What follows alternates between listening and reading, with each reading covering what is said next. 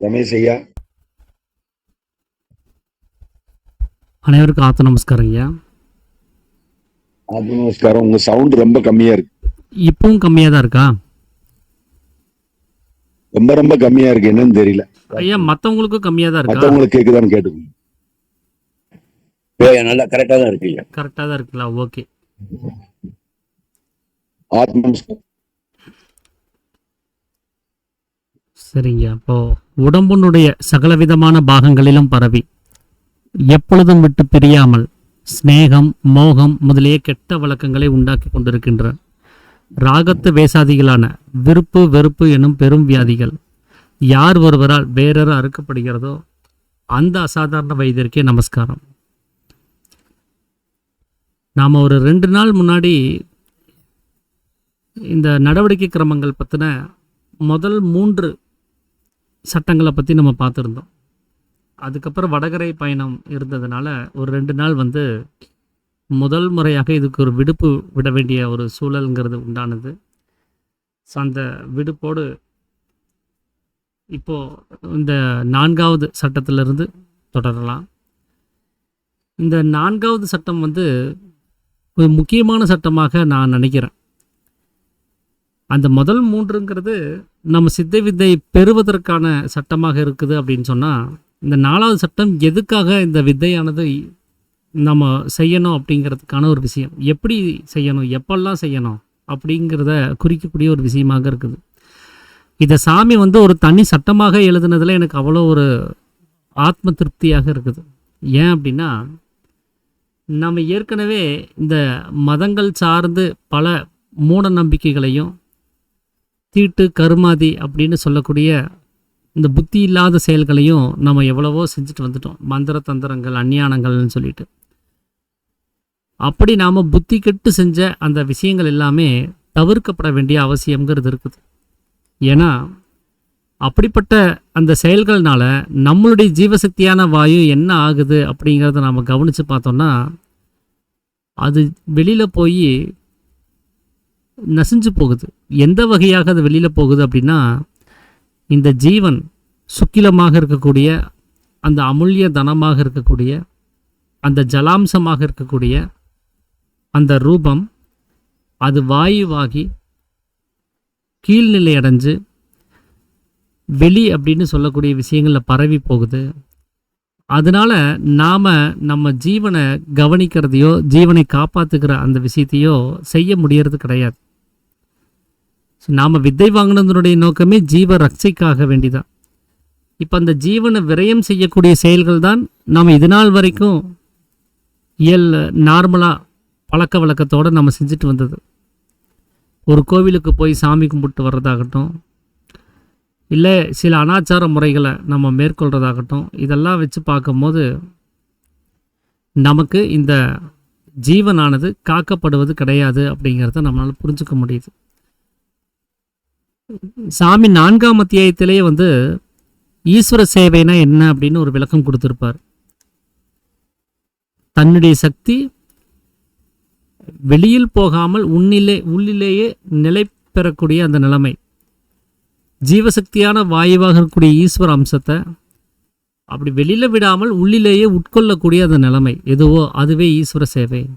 சேவித்தல் அப்படின்னு சொன்னாலே உட்கொள்ளுதல், உட்கொள்ளுதல் அப்படின்னு சொன்னாலே அதை வெளியில் விடாமல் இருக்கிறதுன்னு அர்த்தம். அப்போ நமக்குள்ளார இருக்கக்கூடிய உற்பத்தி ஸ்தானமாக இருக்கக்கூடிய அந்த மேல் பாகத்தில் கொண்டு போய் இந்த உடம்பு முழுவதும் பரவி இருக்கக்கூடிய ஜீவனை கொண்டு போய் ஐக்கியப்படுத்துறது, அதுதான் ஜீவேஸ்வர ஐக்கியம் அப்படிங்கிறது. அந்த நிலைமையத்தான் இங்கே ஈஸ்வர சேவை அப்படிங்கிறது. இப்போ நாம் சக்தியை வெளியில் விட்டுட்டு இருக்கிற வரைக்கும் இந்த ஈஸ்வர சேவை செய்ய முடியறது கிடையாது. ஈஸ்வர சேவை செய்தால்தான் மோட்சம் கிடைக்கும் அப்படின்னு சொல்கிறது இந்த உலகத்தினுடைய வழக்கம். ஆனால் சாமி சொல்லக்கூடிய ஒரு விஷயம் என்னவாக இருக்குதுன்னா, மோட்சம் அடைந்தால்தான் ஈஸ்வர சேவையை செய்ய முடியும். மோட்சம் அப்படிங்கிறது என்னன்னா, இந்த உலகம்ங்கிற பந்தத்திலிருந்து ஜீவன் தன்னை விடுவித்து கொள்ளுறது, இந்த உலகத்தோடு சம்பந்தப்படாமல் தன்னிலை அடைந்து அது தானாய் தன்மயமாய் இருக்கிறது. அப்படி ஒரு மோட்ச நிலைமையை இந்த ஜீவன் எப்போ அடையுதோ அப்போ தான் ஈஸ்வர சேவை ஆகுது. வெளியில் தன்னுடைய சக்தி வியாபிக்காமல் உள்ளிலே ஐக்கியமாகக்கூடிய நிலைமைங்கிறது நடக்குது. ஸோ இதுக்காக தான் நம்ம இந்த வித்தையை வாங்கியிருக்கிறோம். ஸோ நம்ம வித்தை வாங்கினதனுடைய நோக்கம், உடம்பு முழுவதும் பரவி இருக்கக்கூடிய ஜீவன் அது மேலும் வெளிமுகமாக உலகம் சார்ந்து பரவி போய் பந்தப்பட்டு கிடக்குது. அதனால நாசம் அப்படிங்கிறது உண்டாகுது. அப்படி நசிஞ்சு போகக்கூடிய ஜீவனை வெளியில் போக விடாமல் தன் உள்ளிலேயே மேலும் கீழும் நடத்தி அந்த ஜீவன் எங்கிருந்து புறப்பட்டு கீழ்நிலை அடைஞ்சதோ அதனுடைய உற்பத்தி ஸ்தானத்திலே கொண்டு போய் சேர்க்கக்கூடிய அந்த வேலையை நம்ம செய்யணும். அப்படிங்கிறது தான் நாம் வித்தை வாங்கினதனுடைய நோக்கமே. அது எப்போ செஞ்சால் இப்படியெல்லாம் நடக்கும் அப்படின்னா, அந்த ஜீவனை எந்த சமயத்துலேயும் எந்த வேலையை செய்யும் போதும் அதை வெளியில் விடாமல் உள்ளுக்குள்ளாரே மேலும் கீழும் நடத்தி கொண்டே இருக்க வேண்டியதாகும் அப்படின்னு சொல்லி இந்த சட்டம் சொல்லுது. அப்போ ஈஸ்வர சேவை செய்வது வெளியில் இருக்கக்கூடிய மூட நம்பிக்கைகளாக இது நாள் வரைக்கும் நம்ம கருதி இருந்த விரத முறைகளாகட்டும், சேத்திர உபவாசம்னு சொல்லி கோவில்களுக்கு போய் சாமி கும்பிட்டு வர்றதாகட்டும், இல்லை ஒருத்தர் இறந்துட்டாங்கன்னா இந்த கருமாதி சுத்தம் அசுத்தம் அப்படின்னு சொல்லக்கூடிய அந்த ஈற்று மாற்று அப்படின்னு சொல்லக்கூடிய அந்த அனாச்சாரங்களாகட்டும், இந்த மாதிரியான விஷயங்களில் நம்ம பந்தப்பட்டிருக்கிறோம், அதை நம்ம செயல்பட்டு இருக்கிறோம்னு சொன்னால் இந்த ஈஸ்வர சேவை செய்ய முடியறது கிடையாது. அதனால் இந்த காரியங்கள் எல்லாத்தையும் விட்டுட்டு எந்த ஒரு வேலை செய்யும் போதும் எந்த ஒரு சமயமாக இருந்தாலும் சரி, இந்த ஜீவசக்தியான வாயு வெளியில் போகாமல் தடுக்கப்பட வேண்டிய வேலையை செய்ய வேண்டியதாக இருக்குது. அப்போ அந்த ஜீவன் கண்களால் பார்த்தறிவதோ, காதால் கேட்டறிவதோ, மூக்கால் முகர்ந்தறிவதோ, நாவால் சுவைத்தறிவதோ, தோளால் தொட்டறிவதாக அது வெளியில் போய் நசிஞ்சு போகாமல், இந்த உலகம்ங்கிற அவஸ்தையை உண்டு பண்ணாமல், பந்தம் அப்படிங்கிற நிலைமையை அது ஏற்படுத்திக்காமல் தன் உள்ளிலேயே ஐக்கியமாகி இருக்கிறதுக்காக வேண்டி நாம் என்ன பண்ணணும்னா, இந்த உலகம்ங்கிற அவஸ்தையில் இருந்துக்கிட்டு இந்த உலகத்தினுடைய எல்லா வேலைகள் செய்யும் போதும் கூட இந்த ஜீவனை வெளியில் போக விடாமல் உள்ளிலே நிலைநிறுத்துறதுக்கு நமக்கு கொடுக்கப்பட்டிருக்கக்கூடிய சித்த வித்தையை சாமி சொன்ன முறையில் சரியான அந்த ஃபார்முலாவை புரிஞ்சுக்கிட்டு மேலும் கீழும் எப்போவுமே நடத்திட்டே இருக்கணும் அப்படிங்கிறது தான் இந்த 4ஆம் சட்டம் நமக்கு சொல்லக்கூடிய விஷயமா இருக்குது. ஸோ 5ஆம் சட்டம் என்ன சொல்லுது அப்படின்னா, இந்த பெண்கள் பூப்பி எய்தக்கூடிய அந்த நாட்களாகட்டும், பூப்பி எய்தினதுக்கு அப்புறம் வரக்கூடிய மாதவிலக்கு மாதவிடாய் அப்படின்னு சொல்லக்கூடிய காலங்களாகட்டும், இல்லை பிரசவித்த அந்த சமயங்களாகட்டும், இல்லைன்னா கல்யாணம் கருமாதி அப்படின்னு சொல்லக்கூடிய இந்த காரியங்களாகட்டும், இதில் என்ன பண்ணுறாங்கன்னா, இந்த மாத்து அப்படின்னு சொல்கிறது, இந்த மாத்து வாங்குகிற ஒரு பழக்கம்ங்கிறது இருக்குது. ஒரு அசுத்தமாக நாம் கருதக்கூடிய அந்த துணியை கொடுத்து வண்ணாத்தி அப்படின்னு சொல்லக்கூடிய அந்த துணி துவைத்து தரக்கூடியவங்க கிட்ட கொடுத்து அதை சுத்தப்படுத்தி வாங்கிக்கிறது. இது அநேக இந்த ஜாதிகள் அநேக மதங்களில் இப்படிப்பட்ட சம்பிரதாயம் கிடையாது. ஆனால் இந்துக்கள் அப்படின்னு அபிமானித்துட்டு வரக்கூடியவங்க கிட்ட அது அதிகமாகவே இருக்குது. இப்போ இந்த காலகட்டங்கள் அது அதிகமாக இல்லாமல் இருந்திருக்கலாம். ஆனால் சாமி சொன்ன காலகட்டங்களில் அது அதிகமாகவே இன்னும் அதிகமாக பெருகி இருந்த காலம் அது. அதனால் அது நம்ம ஜாதிகளினுடைய அடிப்படையில் கீழ் ஜாதி அப்படின்னு சொல்லக்கூடியவங்க கிட்ட இந்த மாத்து துணியை வாங்கி உபயோகிக்கிறது ஒரு வழக்கமாக இருந்துச்சு. இது நாம் ஒரு புரிதல் இல்லாமல் செய்யக்கூடிய ஒரு விஷயமா இருக்குது அப்படிங்கிறது தான் இங்கே பார்க்க வேண்டியதாக இருக்குது. ஏன்னா நம்மளுடைய வீட்டில் ஏதாவது ஒரு கருமாதி காரியம் ஏதாவது நடக்கிறதா இருந்துச்சு அப்படின்னு சொன்னால், அந்த மாதிரியான விஷயங்களை நாம் சுத்தமாக இருக்கணும், அசுத்தத்தை நீக்கணும் அப்படிங்கிறத நினச்சிக்கிட்டு இந்த மாதிரியான வேலைகளை நாம் செஞ்சு வரோம். அப்போ நம்மளுடைய அசுத்தத்தை நிவர்த்தி பண்ணக்கூடிய, நாம் கீழ் ஜாதின்னு அபிமானிக்கக்கூடிய, அப்போ அவங்க தான் உண்மையாகவே உயர்ந்த ஜாதியாக இருக்க முடியும். நாம் அதை துவைச்சா அது சுத்தமாகிறது இல்லை, அவங்க துவைச்சாதான் சுத்தமாகுது, அந்த அசுத்தத்தை அவங்களால தான் நீக்க முடியுதுன்னு சொன்னால் அப்போ அவங்க தான் உண்மையாகவே உயர்ந்த ஜாதியாக பார்க்கப்பட்டிருக்கணும். ஆனால் அதெல்லாம் இல்லாமல் கீழ் ஜாதின்னு சொல்லிட்டு நம்மளுடைய அசுத்தத்தை கொண்டு போய் அவங்கக்கிட்ட கொடுத்து அதை சுத்தப்படுத்துறதாக நினச்சி ஒரு அபிமானத்தை, இது சுத்தம் இது அசுத்தம் அப்படின்னு நினைக்கிறது எல்லாமே ஒரு அபிமானம் தான். அது நாமளாக ஏற்படுத்திக்கக்கூடிய ஒரு கற்பனையாக இருக்குது. அப்படி தான் அவங்க இது வரைக்கும் எந்த ஒரு யோசனை இல்லாமல் அந்த அனாச்சார விஷயங்களை நடந்துட்டு வந்துருந்தாங்க. இதில் அவங்க ருதுவாகக்கூடிய அந்த காலங்களை கூட அவங்க ஒரு மட்டையை கட்டி அவங்கள தனியாக விலக்கி வைக்கக்கூடிய ஒரு விஷயங்களில் கூட நம்ம பார்க்க முடிஞ்சது. அவங்களுடைய அந்த மாத விலக்கு நடக்கக்கூடிய அந்த நாட்கள்லேயும் கூட அவங்கள தனிமைப்படுத்தக்கூடிய அந்த விஷயங்கிறது எவ்வளவோ நடந்துட்டு இருந்தது. இதில் அந்த ருதுவாகக்கூடிய காலங்களில் கூட சில சம்பிரதாய வழக்கங்கள், மூட நம்பிக்கை சார்ந்த வழக்கங்களை அங்கே நம்ம அரங்கேற்றி வந்திருக்கிறோம். அதெல்லாம் எதுவும் நாம் செய்ய வேண்டாம் அப்படிங்கிறது தான் இந்த 5ஆம் சட்டம் மூலமாக சாமி நமக்கு சொல்லக்கூடிய ஒரு விஷயமா இருக்குது. நம்ம வீட்டில் யாராவது வந்து ருதுவானாங்க அப்படின்னு சொன்னால், அந்த பெண்கள் வந்து ருதுவாகக்கூடிய சமயத்தில் ஒரு 101 குடங்களுக்கு அதிகப்படாத வரைக்கும் அவங்களுக்கு வந்து அந்த தண்ணீர் விட்டு அவங்கள குளிப்பாட்டணும். குடம்னா நாம் நார்மலாக யூஸ் பண்ணக்கூடிய ஒரு 13 லிட்டர் 18 லிட்டர் அப்படிங்கிற மாதிரியான குடம் கிடையாது. இது சும்மா இந்த மார்கழி மாதங்களில் விநாயகருக்கு போய் தண்ணி ஊற்றிட்டு வருவேன்னு சொல்லி ஒரு சின்ன குடத்தை எடுத்துகிட்டு போவாங்க. அந்த அளவுக்கு ஒரு சொம்பை விட கொஞ்சம் பெருசாக இருக்கக்கூடிய குடம் இருந்தாலே போதுமானது தான். அந்த தண்ணியை எடுத்துகிட்டு போய் நாம் அவங்களுக்கு தலையில் ஊற்றி குளிர்விக்கிறது அப்படின்னு அதுக்கு பேர். குளித்தல் அப்படின்னு சொன்னாலே அது குளிர்வித்தல்ங்கிற வார்த்தையிலிருந்து வந்தது தான் குளித்தல் அப்படிங்கிறது. அப்போ அந்த அதிகப்படியான உஷ்ணமான அந்த உடம்பை குளிர்விக்க வேண்டிய ஒரு வேலையை செய்ய வேண்டியது நம்மளுடைய கடமை. அது ஒரு 101 குடங்களுக்கு அதிகப்படாத அளவுக்கு நாம் அதை செஞ்சால் போதுமானது. இப்போ அப்படி செய்கிறவங்களுக்கு என்ன பண்ணலாம் அப்படின்னா, தலைக்கு வந்து நல்லா தண்ணீர் விட்டதுக்கப்புறம் நல்லெண்ணெய், அவங்களுக்கு வந்து நல்லெண்ணெயில் பனை வெல்லத்தையும் இல்லைன்னா ஒரு தென்னை மரத்தினால் உண்டாக்கக்கூடிய அந்த வெல்லத்தையும் அவங்களுக்கு சேர்த்து சாப்பிட கொடுக்கலாம். இது அவங்களுடைய உஷ்ணத்தை தணிக்கிறதுக்கான ஒரு விஷயமா இருக்கும். இந்த மாதிரியான அவங்க உடம்புக்கு சப்போர்ட் பண்ணக்கூடிய ஏதாவது காரியங்களை செய்தாலே போதுமானது. அதை தவிர்த்து வேறு ஏதாவது காரியங்கள் செய்கிறோம் அப்படின்னா அது ஒரு மூட நம்பிக்கையை சார்ந்த ஒரு விஷயமாக மாறிடும். அதுலேயே பிரிவு ஆ அப்படின்னு சொல்லக்கூடிய வகையில் சாமி சொல்லக்கூடியது என்னென்னா, இவங்க மாதவிடாய் அதுக்கப்புறம் வரக்கூடிய அந்த மாதம் வரக்கூடிய அந்த மாத விலக்கு உண்டாகும்போது அப்பவும் அவங்கள தனியாக தள்ளி நிறுத்தக்கூடாது. அவங்க குளிச்சுட்டு வந்ததுக்கப்புறம் எல்லாரோடையும் சேர்ந்து சகஜமாக பழகிறதுக்கு அவங்களுக்கு அனுமதி கொடுக்கணும். அவங்க ஏற்கனவே அவங்க வந்து அந்த டயர்ட்னஸில் இருப்பாங்க, அவங்களுக்கான அந்த வலி வேதனைகளில் இருப்பாங்க, சக்தி இழப்போடு இருந்திருப்பாங்க. அவங்கள மீண்டும் இந்த மாதிரியெல்லாம் தள்ளி நிறுத்தி மனதளவுலையும் அவங்கள நம்ம புண்படுத்தக்கூடாது.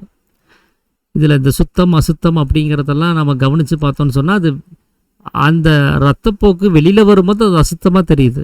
அது வராத வரைக்கும், அது உள்ளுக்குள்ளார இருக்கிற வரைக்கும் அதை நம்ம அசுத்தமாக நினைக்கிறது கிடையாது. இப்படி இதை ஆலோசனை செய்யாமல் நினைக்கிறது, வெளியில் வந்ததுக்கப்புறம் அது அசுத்தம், வெளியில் வராலைன்னா அது சுத்தம் அப்படின்னு நினைக்கிறதெல்லாம் ஒரு ஆலோசனை செய்யாமல் இருக்கிறோம் அப்படின்னு சொன்னால் அது ஒரு முட்டாள்தனமான ஒரு விஷயமா இருக்குது. அப்போ நாம் இந்த மாதிரியான வேலைகளை செய்யக்கூடாது. இந்த முறைகள் கூட மற்ற மார்க்கங்கள், அதாவது மற்ற மதங்களில் அதிகமாக நடத்துறது கிடையாது. இதுவும் இந்து மதத்தினுடைய சம்பிரதாயங்களில் ஏற்படக்கூடிய ஒரு விஷயமா நம்ம கவனிச்சுட்டு வரோம். இதே மற்ற மதத்தை சார்ந்த சகோதரிகள், அதாவது சகோதரிகள், அவங்கெல்லாம் என்ன பண்ணுறாங்கன்னா எல்லாரோடையும் அந்நியமாக பழகத்தான் செய்கிறாங்க.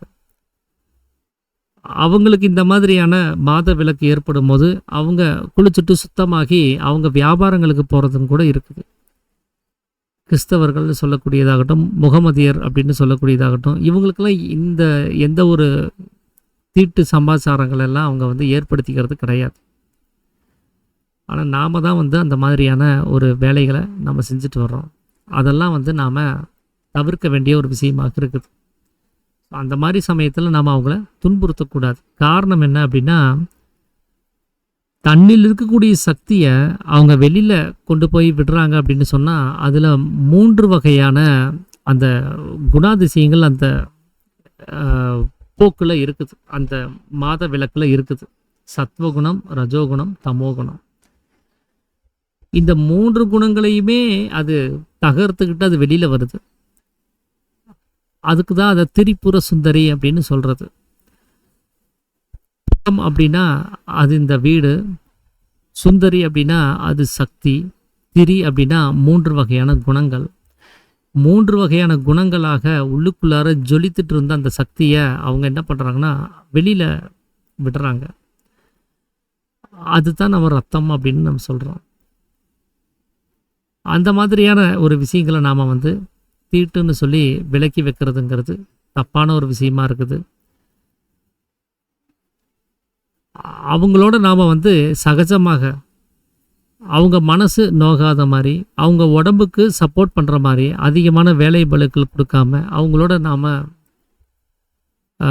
சந்தோஷமாக எல்லா வகையிலையும் உறுதுணையாக இருந்து அவங்களோட நம்ம இருக்க வேண்டியதாக இருக்குது அப்படிங்கிறத சாமி வந்து இங்கே நமக்கு புரிய சொல்கிறாரு.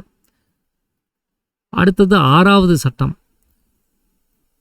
ஒரு சித்த வித்தை அபியாச ஆலயத்தை ஸ்தாபிக்கிறதுக்கு அனுமதி கொடுக்கணும் அப்படின்னு சொன்னால் அந்த அபியாச ஆலயத்தை நிறுவுறதுக்கு அங்கே இருக்கக்கூடிய நடவடிக்கைகளில் எந்த ஒரு ஜாதி மத வேறுபாடுகள், உயர்ந்தவர் தாழ்ந்தவர் அப்படின்னு சொல்லக்கூடிய இந்த ஸ்தானாபானங்களை நாம் வந்து பார்க்கக்கூடாது.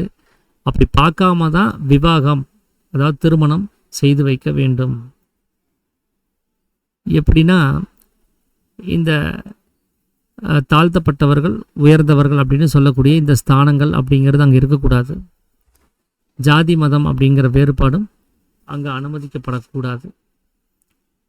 7வது சட்டம் சொல்லக்கூடியது சித்த வித்தை பெற்றுக்கொண்டவர்கள் சித்த வித்தை பெறாதவர்களை திருமணம் செய்து கொள்ளக்கூடாது. ஏன் அப்படின்னா சித்த வித்தை பெற்றவர்களுடைய சக்தி உள்ளில் அடங்கியும் பெறாதவருடைய சக்தி வெளியில் வியாபித்தும் இருக்கிறதுனால இது ரெண்டும் ஒன்றாச்சு அப்படின்னு சொன்னால் அங்கே பலவித வியாதிகளுக்கு உண்டாகும். அது உடல் அளவுலையும் சரி மனதளவுலையும் சரி வியாதிகள்ங்கிறது ஏற்படும். உடல் அளவில் உண்டாகக்கூடிய வியாதிகளுக்கு அது ஏகப்பட்ட லிஸ்ட் இருக்குது, அது நிறையா இருக்கும். மனதளவில் உண்டாகக்கூடிய வியாதிகள்ங்கிறது இந்த விருப்பு வெறுப்பாக இருக்கக்கூடிய ராகத்துவேசமான வியாதிகள். 2 பேத்துக்குள்ளாரே மனமானது ஒன்றி போகாது.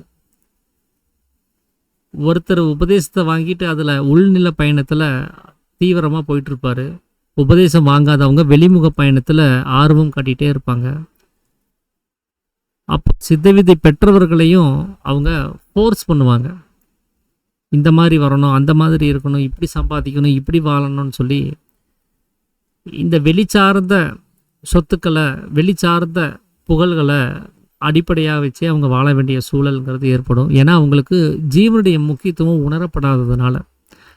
அதை உணர்த்தும் தருவாயில் சித்தவித்தை பெற்றவர்களாக அவங்க இருக்கிற சமயத்தில் இந்த வெளிச்சார்ந்த விஷயங்களுக்கு அதிக அளவில் முக்கியத்துவம் கொடுக்காமல் தன்னுடைய ஜீவனுக்கு முக்கியத்துவம் கொடுக்கக்கூடிய தன் முறைக்கு அவங்க வருவாங்க. அதனால் சித்தவித்தை பெற்றவர்கள் யாராக இருந்தாலும் சரி, சித்தவித்தை பெறாதவர்களை நாம் திருமணம் செய்யக்கூடாது. அதனால் வியாதிகள் உண்டாகிறதுங்கிறது அங்கே காரணமாக இருக்குதுங்கிறத சாமி இங்கே சொல்லியிருக்கிறாரு. அதிலே சில பிரிவுகளையும் கொடுத்துருக்கிறார். அது என்ன அப்படின்னா, ஒருவேளை சித்த வித்தை பெறாத ஒரு ஆணையோ பெண்ணையோ திருமணம் செய்ய வேண்டிய ஒரு சூழல் வருது அப்படின்னு சொன்னால் முன்கூட்டியே அவங்களுக்கு சித்த வித்தை சார்ந்த விஷயங்களை சொல்லி புரிய வச்சு இனிமேல் நாம் வாழக்கூடிய வாழ்க்கை முறையானது இந்த வகையை சார்ந்து தான் இருக்குங்கிறத தெளிவாக அவங்களுக்கு சொல்லி கொடுத்து அப்புறம் அவங்க சம்மதம் தெரிவிக்கக்கூடிய சமயத்தில் அதுக்கு தயாராகி வரக்கூடிய அந்த சமயத்தில் தான் அவரை நாம் திருமணம் செய்து கொள்ள வேண்டும் அப்படிங்கிறதையும் சாமி சொல்கிறார். அடுத்தது அப்படின்னு சொல்லக்கூடிய அடுத்த பிரிவு என்ன சொல்லுதுன்னா, எப்படி திருமணம் செய்யணும், எந்த வகையில் செய்யணும் அப்படிங்கிறதையும் சாமி இதில் வந்து நமக்கு சொல்கிறாரு.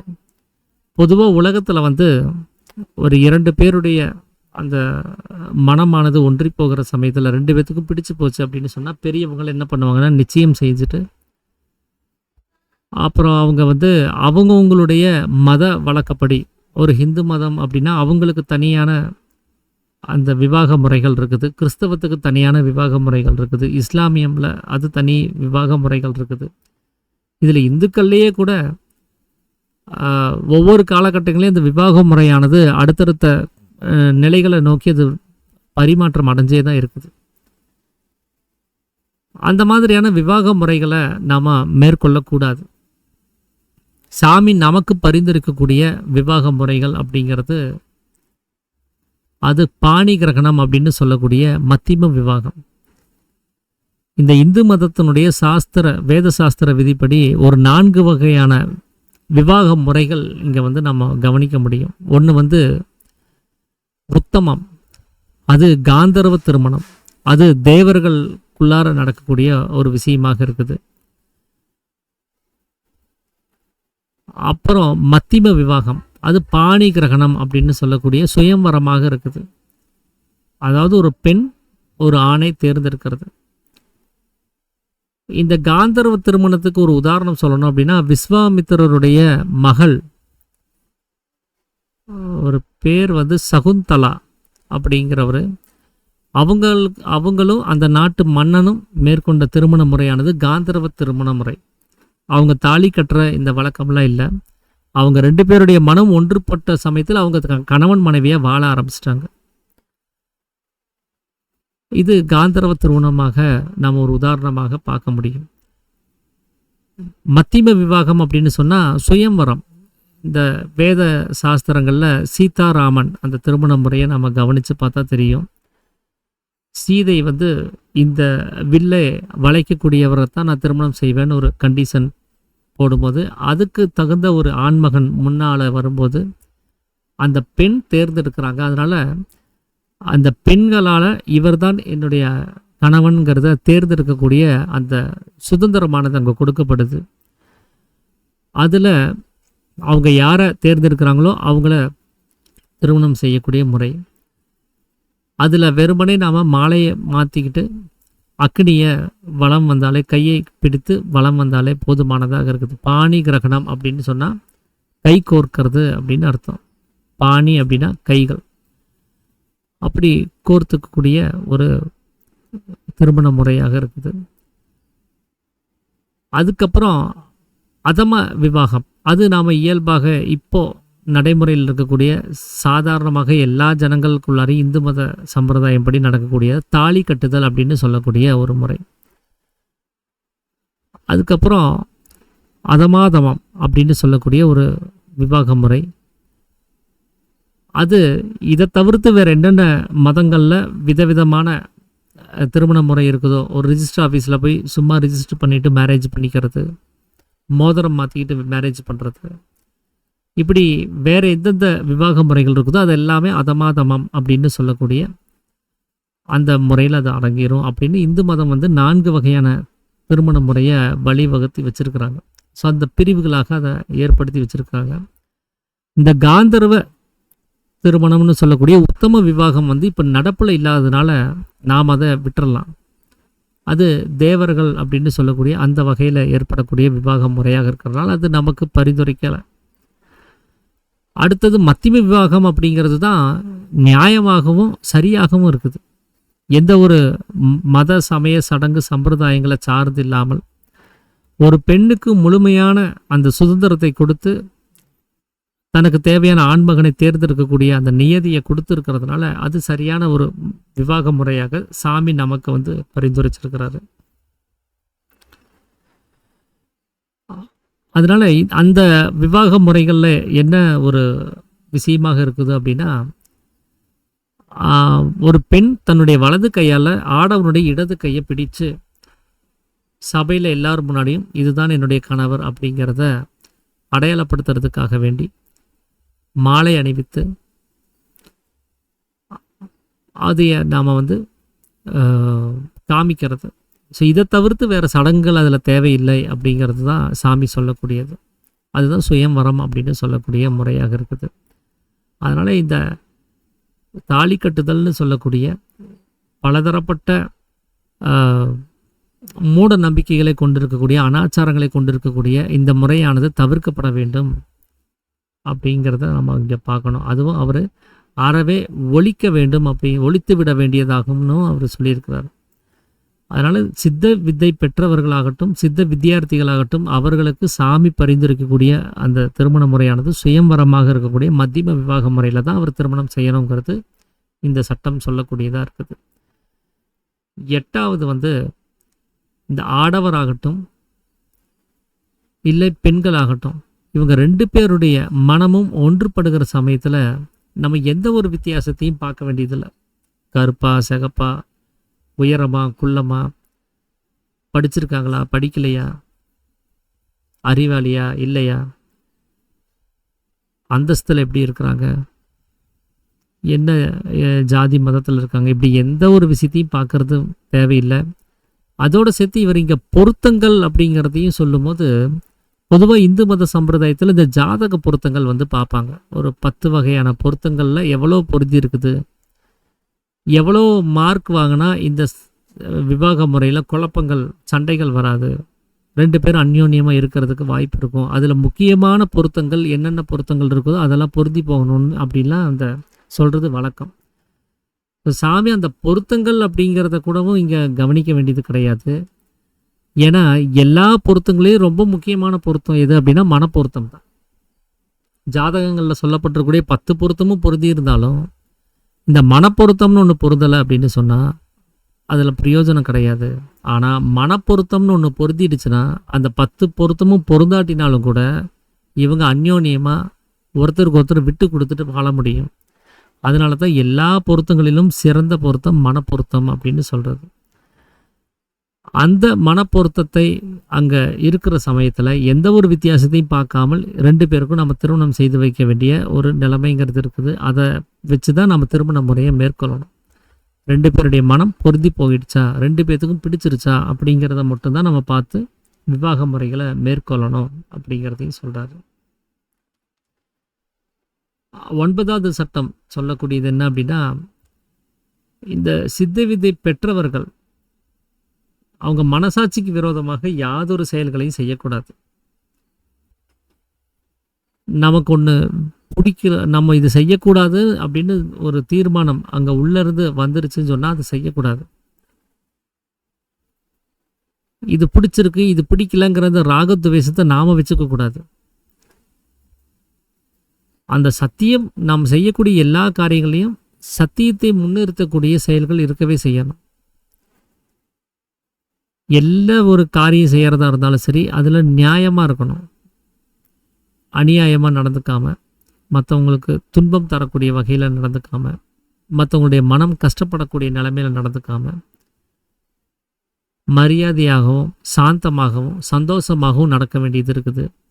ஸோ இந்த சட்டத்தையும் நாம் கவனிக்க வேண்டியதாக இருக்குது. அவருடைய மனசாட்சிக்கும் விரோதம் இல்லாமல், அவரவருக்குள்ள உண்டாகக்கூடிய ராகத்வேஷத்தையும் வளர விடாமல், சத்தியத்தை முன்னிறுத்தி இந்த உலக ஜனங்களோடு நாம் நடக்கும்போது நியாயமாகவும் மரியாதையாகவும் சாந்தமாகவும் சந்தோஷமாகவும் வாழ வேண்டியது இருக்குது அப்படிங்கிறதையும் இங்கே ஒரு சட்டமாக சாமி சொல்லியிருக்கிறார். 10வது சட்டம் சொல்லக்கூடியது, சித்த வித்தை பெற்றவர்கள் செய்யக்கூடிய எந்த ஒரு வேலையாக இருந்தாலும் சரி, அது எந்த ஒரு விதத்திலையும் மற்ற ஜீவிகளுக்கோ இல்லை மற்றவர்களுக்கோ கஷ்டத்தையோ நஷ்டத்தையோ ஏற்படுத்தாமல் இருக்கக்கூடியதாக இருக்கணும். பொதுமக்கள் எதை நியாயம்னு சொல்கிறாங்களோ அந்த விதத்தில் தான் அதை செய்யணும். அவங்கவுங்க செய்யக்கூடிய அவங்களோட உபஜீவனத்துக்காக அவங்க மேற்கொள்ளக்கூடிய தொழில்களை பற்றி இங்கே சொல்கிறார். அது பொதுமக்கள் நியாயம்னு அவங்க ஒத்துக்கிற மாதிரியான தொழில்களை தான் இங்கே செய்யணும். அதில் எந்த ஒரு ஜீவிகளுக்கும் நாம் உபத்திரவம் தரக்கூடாது, யாரையும் கஷ்டப்படுத்தக்கூடாது. ஒருவேளை அந்த மாதிரி நம்ம நடந்துக்கிறதுல நமக்கு ஏதாவது கஷ்டம் வந்தால் கூட அதை பொறுத்து போகணும் அப்படிங்கிறதையும் நாம் இங்கே கவனிக்க வேண்டியதாக இருக்குது. 11வது சட்டம் இந்த சித்த வித்தை பெற்றவர்கள் எல்லாருமே இங்கே நடந்துக்கக்கூடிய முறைகளில் எந்த ஒரு வகையிலையும் கெட்ட பேர் உண்டாக்கும்படியான வேலைகளை செய்யக்கூடாது. யாருக்கு கெட்ட பேர் அப்படின்னா அது அவனவனுக்காகட்டும், இல்லை அவன் பின்பற்றக்கூடிய மார்க்கங்களாகட்டும், அவன் போயிட்டு வரக்கூடிய நிலையங்களாகட்டும், இப்படி எல்லாத்துக்குமே கெட்ட பேர் உண்டாகாத மாதிரி செய்யணும். ஏன்னா நாம் ஒரு தப்பு செய்கிறோம் அப்படின்னு சொன்னால் அது நம்மளோட நின்று போகிறது கிடையாது. இந்த மார்க்கத்தில் இருக்கிறவன் இப்படி செய்வான்னு நான் நினைக்கவே இல்லைன்றவாங்க. அந்த மார்க்கத்தையும் சேர்த்தே குறை சொல்லக்கூடிய நிலைமைக்கு அது தள்ளாடிடும். அதனால் அந்த மாதிரியான அந்த விஷயங்களை நாம் கண்டிப்பாக செய்யக்கூடாது. அதனால் எந்த ஒரு வேலை செய்யும் போதும் கவனமாக அந்த தவறானது நம்மளுக்கான குறைகளை, நம்மளுடைய குறைகள் நம்மளோட மட்டும் நிற்கிறது கிடையாது, நம்மளை வளர்த்தி எடுத்து கொண்டு போயிட்டு இருக்கக்கூடிய நம்மளுடைய சித்த சமாஜம்னு சொல்லக்கூடிய அந்த மார்க்கத்துக்கும் சேர்த்து கெட்ட பேரை உண்டாக்கக்கூடிய நிலைமையில் வந்துடும். அதனால் கவனமாக கெட்ட பேர் உண்டாகாத வரைக்கும் எல்லா செயல்களையும் பார்த்து செய்யணும் அப்படிங்கிறதையும் சொல்கிறார். 12வது சட்டம் சொல்லக்கூடியது என்ன அப்படின்னா, இதுவும் ரொம்ப முக்கியமான சட்டமாக எனக்கு அது தோணக்கூடியதாக இருக்குது. ஏன்னா சித்த வித்தை பெற்றவர்கள் தாமாகவே 2 ஆயுதங்களை உண்டாக்க வேண்டியது. ஒன்று தீரதை, அதாவது தைரியம். 2வது ஷமா அப்படின்னு சொல்லக்கூடிய பொறுமை. இந்த 2 ஆயுதமும் நமக்கு தாமாகவே அவங்கவுங்க உண்டு பண்ணிக்கணும். அது நமக்கு பிறக்கும் போதே தரப்படாது, இடையிலையும் கடவுள் நமக்கு தரமாட்டார். இது அவங்கவுங்களே உண்டு பண்ண வேண்டியதாக இருக்குது. அது எப்படிப்பட்ட ஆயுதமாக இருக்கணும் அப்படின்னு சொன்னால், இந்த பீரங்கி குண்டே வந்தாலும் கூட அது எல்லாத்தையும் தகர்த்தெறிகிற அளவுக்கு சக்தியோடு இருக்கக்கூடிய ஒரு கேடயம் அந்த பொறுமை அப்படிங்கிற கேடயம். இமாலய பர்வதமே வந்தாலும் சரி, இமயமலையே வந்தாலும் ஒரே வீச்சில் வெட்டி எறியத்தக்கதான கூரான வாளாக இருக்கக்கூடிய தைரியம். இந்த இரண்டுமே, இந்த 2 ஆயுதத்தையும் நாம் உண்டு பண்ணிக்கணும். அதோடு அவர் நிறுத்தாமல் இந்த ஆயுதங்களை எப்படி உபயோகப்படுத்துறதுங்கிறதையும் சொல்லியிருப்பார். அது எப்படி யூஸ் பண்ணணும் அப்படின்னு சொன்னால், ஒரு கதை, இதை சின்னதாக ஒரு கதை சொல்கிறாரு. ராமதாசன் அப்படிங்கிறவர், கிருஷ்ணதாசன் சொல்லி இன்னொருத்தர். இவங்க 2 பேருமே நண்பர்களாக பழகணும்னு ஆசைப்படுறாங்க. இந்த ராமதாசனுடைய வீட்டுக்கு கிருஷ்ணதாசர் வரணும்.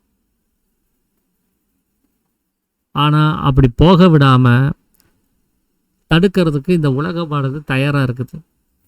இவங்க 2 பேரும் ஒன்று சேர்றதுல அவங்களுக்கு எந்த கஷ்டமும் கிடையாது தான். ஆனாலும் இவன் போகக்கூடாது அப்படின்னு சொல்லி தடுக்கிறாங்க. அந்த கெட்ட எண்ணமானது அங்கே இருக்குது.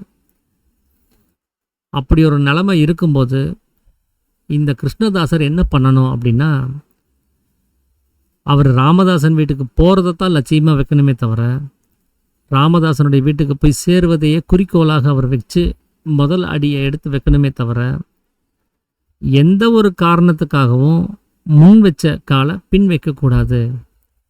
அது தொடர்ந்து அடுத்தடுத்த அடிகளை வச்சு முன்னாடி போகணும். அந்த முன்னோக்கி போகிறது தான் அந்த தைரியம்னு சொல்லக்கூடிய அந்த வாளினுடைய பலன். அந்த செயல் முறையானது இப்படி தான் இருக்கணுங்கிறார். இதில் ராமதாசன் அப்படின்னு சொல்கிறது யார் அப்படின்னா அது ஜீவன். கிருஷ்ணதாசன் அப்படின்னு சொல்லக்கூடியது யார் அப்படின்னா அது மனம். இந்த உலகம் அப்படின்னு சொல்லக்கூடியது என்ன அப்படின்னா அது அகங்காரம். இந்த மனமாக இருக்கக்கூடிய கிருஷ்ணதாசன் ராமனாக இருக்கக்கூடிய ஜீவனில் போய் சேருவதற்கு இந்த அகங்காரமாக இருக்கக்கூடிய உலகமானது தடுக்குது அப்படின்னு சொன்னால், அது பலதரப்பட்ட காரணங்களை வச்சுருக்கோம். ஏகப்பட்ட பந்தங்களை அதை முன்னிறுத்தி காமிச்சு, இதை செய்யணுமே, இதை யார் செய்வா, நீ அங்கே போயிட்டா இதை யார் செய்வா, இதை செய்யாமல் அங்கே எப்படி போக முடியும் அப்படின்னு சொல்லி ஒவ்வொன்றா கொண்டு வந்து காமிச்சுக்கிட்டே இருக்கும். ஸோ அதை தான் இந்த உலக நிலைமையிலிருந்து ஒரு ஓமையாக இதில் இந்த ஸ்டோரியில் நான் கவனிக்கக்கூடியதாக இருக்குது. அப்படி அகங்காரமானது எந்தெந்த பதிவுகளை கொண்டு வந்து பந்தங்களை கொண்டு வந்து நிறுத்தினாலும் கூட அதெல்லாம் காரணமாக காமிக்காமல் இந்த கிருஷ்ணதாசனாக இருக்கக்கூடிய மனமானது ஜீவனை சேர்வதற்கான முயற்சியை கைவிடவே கூடாது. அது தொடர்ந்து முன்னேறி அந்த ஜீவனை சேர்வதற்கான வேலைகளை தான் அது செய்யணும். அப்படி செய்யும் போது இங்கே ஏகப்பட்ட இடைஞ்சல்கள் வரவே செய்யுது. இந்த அகங்காரத்தினால உடம்பு ஒத்துழைக்காமல் போகலாம், பல சிந்தனைகள் நமக்கு தடுமாற்றத்தை ஏற்படுத்தலாம், நம்மளுடைய சூழ்நிலைகளை வெவ்வேறு விதமாக மாற்றி அதை கவனிக்க வைக்கிறதுக்கான திசை திருப்புற அந்த விஷயங்களை செஞ்சு கொடுக்கலாம். நாம் இங்கே கஷ்டப்படுறதுக்கான எல்லா வேலைகளையும் அது இங்கே ஏற்படுத்தலாம். ஆனாலும் அதனால் ஏதாவது ஒரு கஷ்டம் நஷ்டம் ஏற்படுறதா இருந்தாலும் கூட அதை பற்றி எந்த ஒரு கவலையும் படாமல் அதை மகிழ்ச்சியோட அந்த கஷ்டங்களை அனுபவிக்கணும். அப்படி மனமானது ஜீவனை சேர்கிற அந்த ஒரு செயல்னால இங்கே நம்ம ஏதாவது ஒரு விஷயத்தை இழக்க வேண்டியது இருக்குது, ஏதாவது ஒரு பிரச்சனைகள் அகப்பட வேண்டியது இருக்குது அப்படின்னா அதை பற்றி நம்ம கேர் பண்ணக்கூடாது. அதனால் உண்டாகக்கூடிய தள்ளுக்கும் அடிக்கும் எந்த ஒரு வருத்தமோ எந்த ஒரு விரோதமோ காமிக்கக்கூடாது. அப்படி காமிக்காமல் அதை மகிழ்ச்சியோட அதை அக்செப்ட் பண்ணி ஏற்றுக்கிட்டு போகிறது தான் பொறுமை அப்படிங்கிற வாளினுடைய பலன் அப்படிங்கிறார். அப்படி இருந்தால் தான் நாம் இந்த சித்த வித்தையில் மேலும் முன்னோக்கி பயணிக்க முடியும். ஏன்னா இந்த உலகம் அப்படிங்கிறதே இங்கே கஷ்டமும் நஷ்டமும் இன்பமும் துன்பமும் எல்லாமே மிக்ஸ் பண்ணி இருக்கக்கூடிய ஒரு விஷயம். அதில் இந்த இன்பம் அப்புறம் இங்கே நடக்கக்கூடிய நல்ல விஷயங்கள் இது எல்லாமே கூட அது கெடுதல் தான். அது நல்லது மாதிரி வேஷம் போட்டிருக்கக்கூடிய அது கெடுதல் தான், அது பந்தங்கள் தான். அது பின்னாடி நம்ம இங்கே போக முடியாது. அதுவும் நம்ம தவிர்க்க வேண்டிய ஒரு விஷயமாகவே இருக்குது இங்கே. ஏன்னா இந்த உலகம்ங்கிற ஒரு விஷயத்தை தான் சாமி நரகம்னு சொல்கிறாரு. நாம் கர்ப்ப பாத்திரத்தில் இருந்து பெண்களுடைய மூத்திர துவாரத்தின் வழியாக வெளியில் வர்றோம் அப்படின்னு சொன்னால் அந்த கர்ப்ப பாத்திரம் இருக்கக்கூடிய அந்த வாசலை சாமி என்ன சொல்கிறாருன்னா கும்பிபாக நரக வாசல், நரகத்திற்கு செல்லக்கூடிய ஒரு வாசலாக சாமி அதை சித்தரித்து சொல்லியிருப்பார். அப்போ நாம் நரகத்தில் இருக்கிறோன்னு சொன்னால் இங்கே நமக்கு நல்லதையோ நமக்கு சந்தோஷத்தை கொடுக்கக்கூடியதோ மகிழ்ச்சியையோ ஆனந்தத்தையோ இங்கே எதிர்பார்க்க முடியாது. இங்கே கஷ்டம்தான் இருக்கும், இங்கே பந்தம்தான் இருக்கும், அதுலேருந்து விடுபட முடியாது. அதை நாம் சரியாக புரிஞ்சுக்கிட்டு இங்கே இப்படி தான் இருக்கும் அப்படிங்கிறத இயல்பாக எடுத்துக்கிட்டு நாம் அந்த மகிழ்ச்சியோட அந்த உள்நிலை பயணத்தில் போகிறதுக்கு முயற்சி செய்யணும். அதனால தான் இந்த 2 ஆயுதங்கள் முக்கியமாக சித்த வித்தை பெற்றவர்களுக்கே இங்கே தேவைப்படுது. இந்த சட்ட புஸ்தகத்தை கவனித்து பார்த்தீங்கன்னா ஒரு சில சட்டங்கள் சித்த வித்தை பெற்றவர்கள் அப்படின்னு தொடங்கும், ஒரு சில சட்டம் சித்த வித்தியார்த்திகள் அப்படின்னு தொடங்கும். ஸோ இங்கேயும் கூட இந்த 2 வகையான மனப்பான்மையை நம்மளால் கவனிக்க முடியுது. சித்த வித்தை பெற்றவர்கள்னு தொடங்கக்கூடிய சட்டம் எல்லாமே சித்த வித்தை பெற்றவர்களுக்கே அது கம்பல்சரி தான். சித்த வித்தியார்த்திகள் அப்படின்னு சொல்லக்கூடிய சட்டங்கள் எல்லாமே சித்த வித்தியார்த்திகளுக்கு கம்பல்சரி. ஆனால் சித்த வித்தை பெற்றவர்கள் அவங்களுக்கு ரெக்கமெண்டட், அவர் சாமி பரிந்துரைக்கக்கூடியதாக இருக்குது. அதனால தான் 2 வகையாக அவர் சட்டங்களை பிரித்து அங்கே எழுதியிருக்கிறார். அப்போ எந்தெந்த சட்டமெல்லாம் சித்த வித்தை பெற்றவர்கள்னு தொடங்குதோ அது சித்த வித்தை பெற்றவர்களாகட்டும் சித்த வித்தியார்த்திகளாகட்டும் 2 பேருக்குமே கம்பல்சரியாக சாமி கொடுத்துருக்கக்கூடிய சட்டத்திட்டம். அது கண்டிப்பாக செயல்படுத்தப்பட வேண்டிய சட்டத்திட்டங்கள். சித்த வித்தியார்த்திகள் அப்படின்னு தொடங்கக்கூடிய சட்டங்கள் சித்த வித்தை பெற்றவர்களுக்கு மாத்திரம் அது ரெக்கமெண்டட் தானே தவிர சித்த வித்தியார்த்திகளுக்கு அது கம்பல்சரி. ஆக கிட்டத்தட்ட ஒரு 15-15 வரும்னு நினைக்கிறேன். நான் இன்னும் கவுண்டிங் பண்ணி பார்க்கல. ஆனால் ஒரு 15-15 அப்படி வர்ற மாதிரி தான் எனக்கு தோணுது. ஒரு 15 சட்டம் சித்த வித்தியார்த்திகளுக்கு, அதாவது சித்த வித்தை பெற்றவர்களுக்கு கம்பல்சரியாகவும் சித்த வித்தை பெற்றவர்களுக்கு கம்பல்சரியாகவும் இன்னொரு 15 சட்டம் ரெக்கமெண்டடாகவும் இதில் நம்ம தெரிஞ்சுக்க முடியும், பரிந்துரைக்கக்கூடிய சட்டமாக தெரிஞ்சுக்கலாம். ஆனால் சித்த வித்தியார்த்திகளுக்கு 30மே கம்பல்சரியான ஒரு சட்டமாக இங்கே நம்ம பார்க்க முடியுது. அதனால் இந்த ஆயுதங்களை உண்டு பண்ணக்கூடியது கூட சித்த வித்தை பெற்றவர்களுக்கான சட்டத்திட்டமாக இருக்கிறதுனால சித்த வித்தை பெற்றவர்களாகட்டும் சித்த வித்தியார்த்திகளாகட்டும் 2 பேருமே அவங்க உண்டு பண்ணக்கூடிய ஒரு ஆயுதம். இது கம்பல்சரியான சட்டமாகவே இங்கே நாம் கவனிக்க முடியும்னு நினைக்கிறேன். அதனால் இப்போ வரைக்கும் ஒரு 12 சட்டங்களை பற்றி நாம் கவனிச்சிருக்கிறோம். ஸோ நாளைக்கு இந்த கேள்வி பதில் சார்ந்த விஷயங்கள் இருக்கிறதுனால நான் இன்றைக்கி நைட்டு அந்த கேள்வி பதில்களை நான் ப்ரிப்பேர் பண்ணி நான் குரூப்பில் நான் பிடிஎஃபாக நான் அனுப்பிடுறேன். நாளைக்கு நேரம் இருக்கிறவங்க அதை பார்த்து தெரிஞ்சுக்கிட்டு அந்த கேள்வி பதிலுக்கான விவரங்களை நம்ம நாளைக்கு கவனிப்போம். நாளான்னைக்கு இந்த 13வது சட்டத்திலிருந்து மீதம் இருக்கக்கூடிய பாகங்களை நம்ம தொடர்ந்து கவனிக்கலாம். ஸோ இதுதான் இன்றைக்கி இந்த சட்டங்கள் சார்ந்த விஷயமாக நான் புரிஞ்சுக்கிட்ட வகையில் உங்களோட பகிர்ந்துக்கணும் அப்படின்னு சொல்லி நினச்சது. வேறு யாராவது ஏதாவது விஷயங்களை பகிர்ந்துக்கிறதா இருந்தால் பகிர்ந்துக்கலாங்கய்யா. அனைவருக்கும் ஆத்ம நமஸ்காரம். ஆத்ம நமஸ்காரம் ஐயா. சேகரையா, ஆத்து நமஸ்காரம். இப்போ இந்த மத்தியம விவாகம் சொல்றது வந்து இந்த மனம் பொருத்தம் பார்த்து தான் பண்றாங்க இல்லைங்களா? மத்திம விவாகம் அப்படிங்கிறது வந்து சுயம்வரம். அது அங்கே எந்த ஒரு அதான். ஜாதக பொருத்தங்களையும் பார்க்கறது கிடையாது. அவங்க அந்த பெண் வந்து தேர்ந்தெடுக்கிறாங்க. ஆமா. அதுதானே சுயம்வரம்ங்கிறது. நாம அதனால தான் நான் ஒரு எக்ஸாம்பிள் சொன்னேன். சீதாராமன் திருமணத்தை ஒரு எக்ஸாம்பிளாக சொல்லியிருந்தேன். ஆமா ஆமா. அவங்க தான் தேர்ந்தெடுக்கிறாங்க. அப்போ அதில் ஜாதக பொருத்தம் யார் யாருக்கெல்லாம் சரியாக பொருந்திருக்கோ அவங்கெல்லாம் வாங்க அப்படின்னு சொல்லி கூப்பிட்டது இல்லை. ஆனால் அதில் அந்தஸ்து மனம் ஒத்து போகுது. அதில் மனம் ஒத்து போகுது. அதில் அந்தஸ்தை பார்த்து கூப்பிட்றது இருக்குது. ஏன்னா அவங்க சீதாவை கல்யாணம் பண்ணுறதுக்காக ரெடியாக இருந்தவங்க எல்லாருமே பக்கத்து ஊரில் இருந்த ராஜாக்கள் தான். யாரும் பாமர ஆமா. மக்கள் அந்த லிஸ்ட்டில் கிடையாது. ஸோ அவங்க அந்தஸ்தை பார்த்து கூப்பிட்டுருக்குறாங்க. ஆனால் அதில் ஜாதக பொருத்தம் பார்த்தாங்களா இல்லையா அப்படிங்கிறது ஒரு சந்தேகத்துக்குரிய ஒரு விஷயமா நினைக்கிறேன். ஏன்னா அதில் மனம் ஆனா பொருந்தி போயிடுச்சுன்னு சொன்னால் வேற எதுவும் பார்க்க வேண்டியதில்லை அப்படிங்கிறாரு. அதான் இப்ப வந்து மத்திய விவாகம் எல்லாம் அரேஞ்சு மேரேஜ் தான் இருக்கு. யாரும் முன்ன பின்ன முதல் பார்க்கல. இல்லைங்க, இப்போ வந்து மத்தியம விவாகம் யாரும் செய்யறது கிடையாது. அது வெளியில் இருக்கக்கூடிய ஆ, வாசிகள்ல. சரி. சரி, நம்ம வித்தியார்த்திகள் நம்ம செய்யறது மத்திய விவாகம் தானே. நம்ம பண்றது அதுதான். வெளியில அதுதான். இருக்கக்கூடியவங்க வந்து அதம விவாகம் பண்றாங்க. அதுல தான் இந்த ஜாதக ஆமா. பொருத்தம் பார்த்து தாலி கட்டுறது இந்த மாதிரி சம்பிரதாயங்கள்லாம் அதுல வர்றது. அதான். ஸோ இப்போ நம்ம வந்து அங்க ஸ்பாட்ல தான் பெரியவங்க தான் அரேஞ்ச் பண்றாங்க. அவங்க டைரக்டா முன்ன பின்ன சந்திக்கிறது கிடையாது. ஆமா ஆமா ஆமா. அந்த நேரத்திலே மனம் எப்படி பொருத்தமாகும் அவங்களுக்கு? பொருத்தமாகிறது இல்லை தான். ஆனால் அவங்க ஒரு குவாலிஃபிகேஷனில் இது எனக்கு ஓகே அப்படின்னு அவங்க அக்செப்ட் பண்ணாமல் இதை பண்ணக்கூடாது. ம். ஸோ அவங்களுடைய முழு சம்மதம் இல்லாமல் இந்த திருமணமானது நடத்தப்படக்கூடாது. இப்போ சாமி காலத்துல டைவர்ஸ்லாம் இருக்குதா ஐயா? இருந்திருக்கா விவாகத்தெல்லாம்? அந்த காலத்துல இதெல்லாம் இருந்திருக்குது. எப்படின்னா ரொம்ப மோசமான நிலைமைக்கு போகும்போது தான் அது வரும். ரொம்ப சின்ன சின்ன பிரச்சனைக்கெல்லாம் அது போகாது. ரொம்ப கிரிட்டிக்கலான சுச்சுவேஷன் வரும்போது அதெல்லாம் வந்திருக்குது.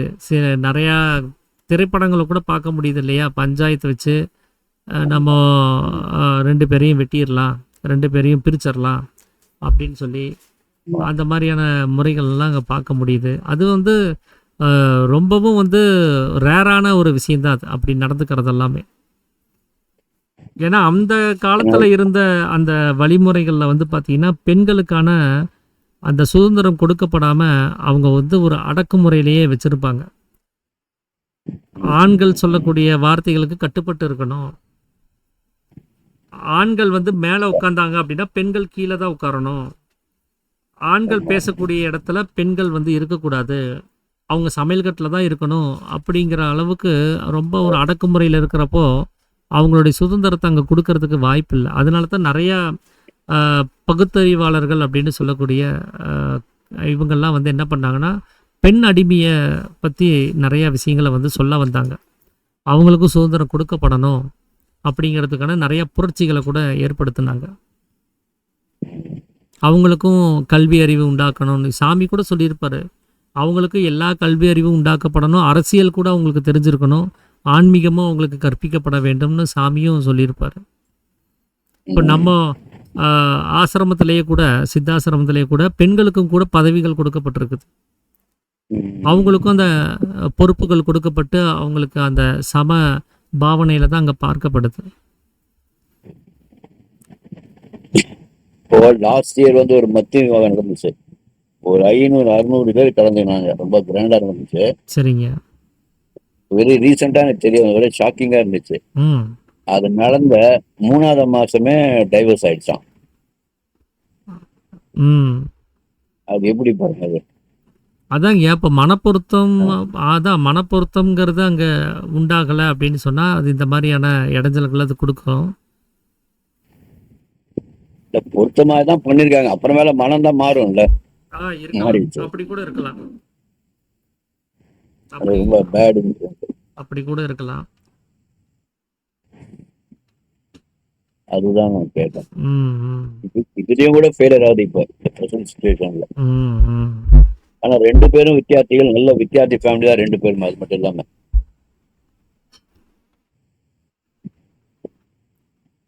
அதுவும் அதான் இயல்பா அது அங்கங்க நடந்துட்டு தான் இருக்குது. இருந்தாலும் வந்து நாம அத இன்னும் கொஞ்சம் வித்தையில அதிக அளவுல கான்சன்ட்ரேட் பண்ணியிருந்தோம். உண்மை என்னங்கிறத புரிஞ்சிருந்தோம் அப்படின்னு சொன்னா, அங்க கூட அங்க விட்டு குடுத்து போக வேண்டிய சூழல்ங்கிறது உண்டாக வாய்ப்பு இருந்திருக்குது. இன்னொன்னு சாமி என்ன சொல்றாருன்னா, சக்தினி சாப்பிடணும் அப்படின்னு சொல்லியிருக்கிறாரு. ஸோ அந்த சக்தினியினுடைய நோக்கம் என்னன்னா, மனம் ஒன்றுபடும் அப்படின்னு சொல்லியிருக்கிறாரு. ஸோ அவங்க என்ன பிரச்சனையா இருந்தாலும் தொடர்ந்து அந்த சக்தினியை மேற்கொண்டிருந்தாங்க அப்படின்னு சொன்னா, ஒருத்தருடைய மனம் இன்னொருத்தருக்கு புரிதல் தன்மை ஏற்படுத்தியிருக்கும். correct, correct, correct. அவங்க 2 பேரும் ஒரே நேர்கோட்டில வந்து அமர்றதுக்கான வாய்ப்பு கிடைச்சிருக்கும். அது நம்ம அவசரப்பட்டு ஒரு விஷயத்த வந்து உடனுக்குடனே எடுக்கிறதுங்கிறது தவறான ஒரு முடிவா கூட போயிருக்கும். கொஞ்ச நாள் புரிதலுக்கு அப்புறம் அவங்களே ஒண்ணு சேர்ந்து நல்ல விதமா வாழ்ற மாரியான ஒரு அமைப்பு கூட வந்திருக்கலாம்.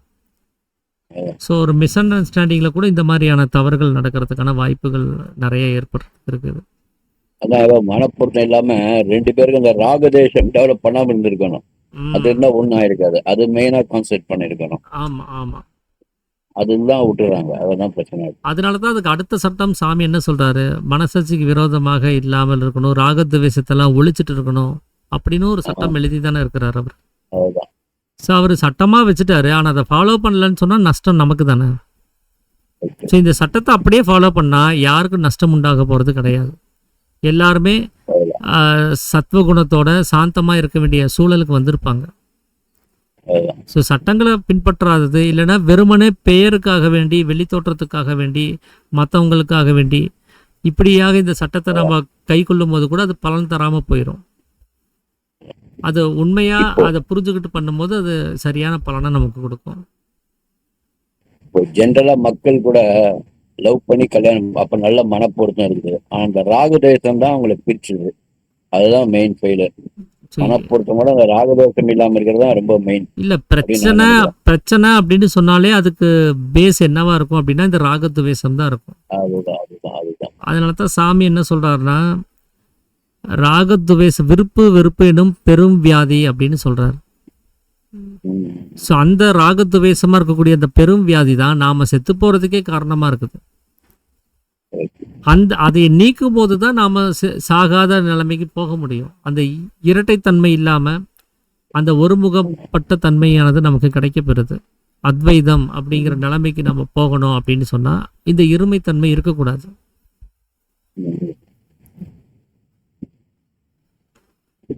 நன்றி ஐயா. ஆத்ம நமஸ்காரம் ஐயா. ஐயா வேற யாராவது ஏதாவது விஷயங்களை பகிர்ந்துக்கிறீங்களாங்க ஐயா?